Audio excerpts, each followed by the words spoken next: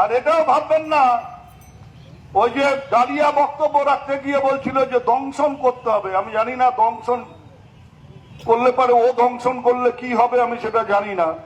তবে এটা আমি বলবো যে ওরা যদি একবার দংশন করে পাল্টা 5টা দংশন করতে হবে। ওরা যদি একটা দাঁত বসায় পাল্টা 5টা দাঁত বসানোর বন্দোবস্ত করতে হবে। তবে গিয়ে এই মিথ্যাচার বন্ধ হবে, তবে গিয়ে এই অশান্তি সৃষ্টি করবার চক্রান্ত বন্ধ হবে, তবে গিয়ে এই সাজিয়ে গুছিয়ে একটা মেয়েকে সাজিয়ে নিয়ে এসে তাকে ধর্ষণের হুমকি দেওয়ার কথা বলে কারো বিরুদ্ধে কালি ছেটাবার, কারো গায়ে কালি লাগাবার কথাগুলো বন্ধ হবে। না হলে এগুলো একতরফা ভাবে চলছে, একতরফা ভাবে চলতে পারে না, মানুষের মধ্যে বিভ্রান্তি সৃষ্টি